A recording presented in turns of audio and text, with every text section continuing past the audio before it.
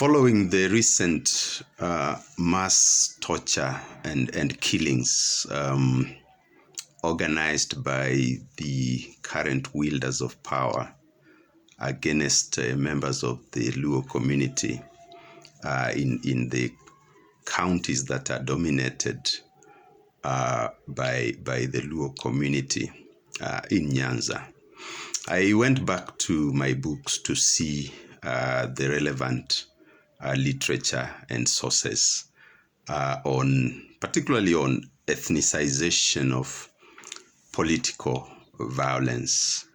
In Kenya, we have a history of this from colonial times when Kenyans were targeted by colonial authorities, and there were reprisals against certain communities that resisted colonial rule, and of course the taking away of land and other resources that belong to Kenyans in general, but Kenyan communities in specific geographical locations. The pogrom that followed the last week's 3 days of protests, what is now commonly called maandamano,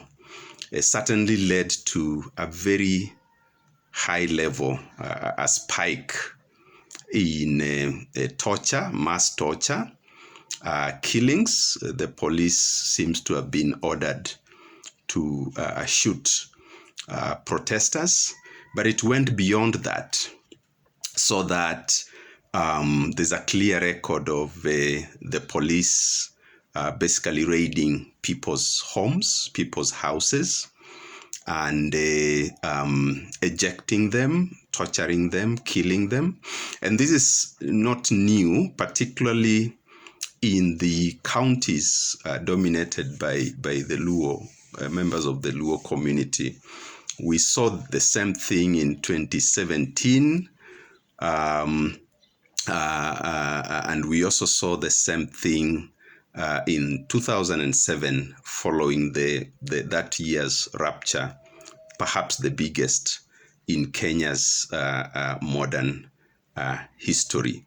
And you know, in 2007, of course, after the contested elections, then you know, we had the violence organized particularly in the Rift Valley, but that was followed by reprisals against particularly members of the Luo community in Naivasha, and of course the deployment of police in Kisumu and the other counties. We remember one specific incident when the police spokesperson then described the killing of two protesters by police, where they were shot as they were running away. They were shot from behind and killed.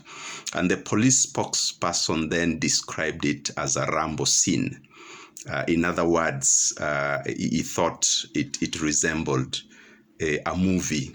It was entertaining for him when he saw that. And you know, there are many people who have tried to capture this ethnicization of violence in different ways. I remember in the early 90s, Professor Kiarie Magayu, one of my lecturers at the School of Journalism, after the ethnic violence that was perpetrated against members of the Kikuyu community, particularly in Rift Valley, and Magayu wrote a very stinging headline, which eventually led to, if I remember the facts well, the closure of the Star newspaper, which he owned and published. He wrote this headline, how the Kalenjin fed Kikuyus to crocodiles.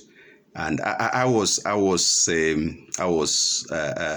there when the police raided his premises on Haile Selassie Road. The thing that Kiarie was trying to communicate is the theme of ethnicization of political violence, which now the current regime, the cabinet secretary, Professor Kithure Kindiki, his permanent secretary Raymond Omolo, if I remember his name well, also talking about, particularly Professor Kindiki has been very vocal, saying how they will crush some of these people, and there's really nothing new in what they are doing. These are things that have been done historically. There are many records from the Holocaust in Israel, apartheid in South Africa. Did a lot of that. We know that fascism is always real. It's always just under the skin of major power wielders, and sometimes it's so good to look at past wisdom.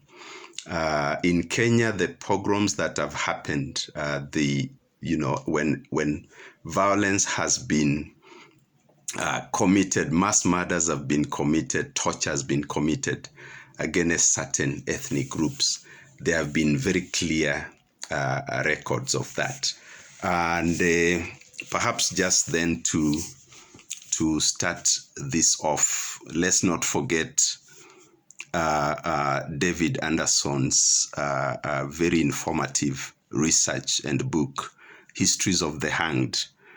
Histories of the Hanged, for those who can remember, a lot of the folks who died after the Mau Mau war were actually Kikuyus, members of the Kikuyu ethnic group, even though there were many others who were also victimized at that time, members, particularly, members from other ethnic groups. But a majority of those who died and were killed, and then there were all these sham trials, and we have seen sham trials here now also, organized by our political elite. The many of those who were killed were members of the Kikuyu ethnic group, particularly because they suffered a lot from their land being taken away, and Mau Mau revolved around the issue of land and freedom. But we have all these records, and sometimes it's also good for us to just reflect. The people in power now may think that they're doing something very creative by perpetrating deaths and suffering within particular members of particular ethnic groups. But there is really nothing new, so to speak, under the sun. David Anderson really underscored some of this in his work, in this particular work, and it's good for us, those who want to reflect, to have a look at this. Father Asho, and this I found this very interesting because I've always followed the writings around the Holocaust against the Jews. Of course, there are always controversies around some of these historical happenings. But when I read this book by Tova Friedman and Malcolm Brabant, The Daughters of Auschwitz, it also brought to me to life what ethnicization of political violence can really do. But closer home, we also have, and I've spoken about this in my previous posts, Immaculate's book, Left to Tell, which is the story of the Rwanda genocide. And the Rwanda, this genocide was perpetrated against the Tutsis, and they were called names like cockroaches, and so on. And we've had certain names also being used against members of the Luo community by the people that I've talked about. And again, we must always know that really there's nothing new under the sun. We've seen all this play over and over and over again, and we have seen people who are bloodthirsty carry out these programs, these programs of killings and mass torture. And if you want to really appreciate Rwanda and the dynamics around the 1994 genocide, you just have to read this book by Immaculate. It's really, I've said this before, it's one of the most emotional books that I've read. But I must also talk about this book, Father Kaiser. Father Kaiser, Father John Anthony Kaiser. Of course, for those who follow Kenya's politics, you would know that Father Kaiser challenged the powers that be to unravel the killing of Kenyans in the so-called ethnic clashes, which were basically ethnic cleansing, attempts at ethnic cleansing, which is also what some of our people now are attempting to do, the Kindikis of this world and the Raymond Omolos of this world. And he was killed because of that. He was killed because he challenged ethnic cleansing.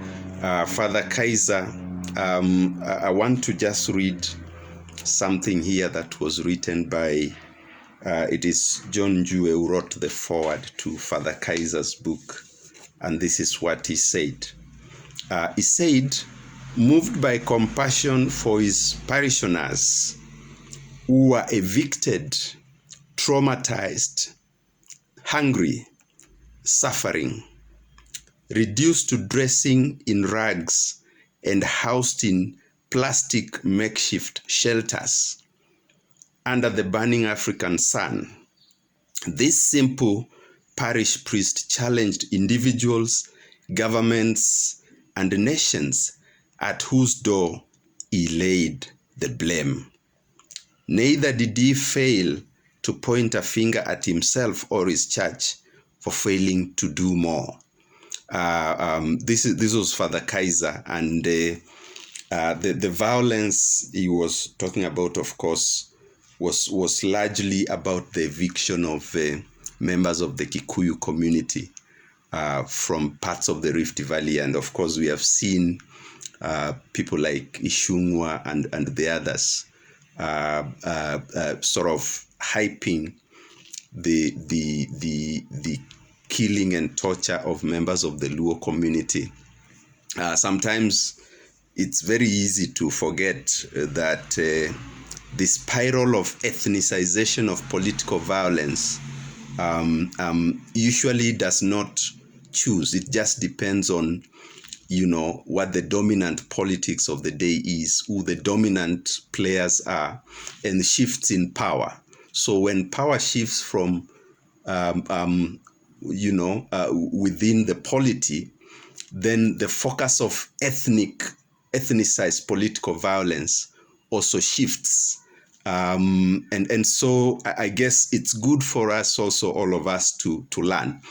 I know how difficult it is for people like Kindiki, Omolo, the president, the deputy, to understand all this right now, because you see, they hold power. And when you hold power, you see other people the way the Rwandese elite saw the Tutsis as cockroaches. So it's very difficult because we understand human foibles and weaknesses. It's very, very difficult for one who has power, and therefore they can use the power to maim, torture, and kill. It's difficult for them to see to be critical of their own actions. And so today, as usual, I thought I would go back to my library, bookshelf, whatever you choose to call it, just bring out a few things, and so we can learn together. We can learn together. We've seen a lot of pogroms in the world. We've seen people of power kill and torture and maim others.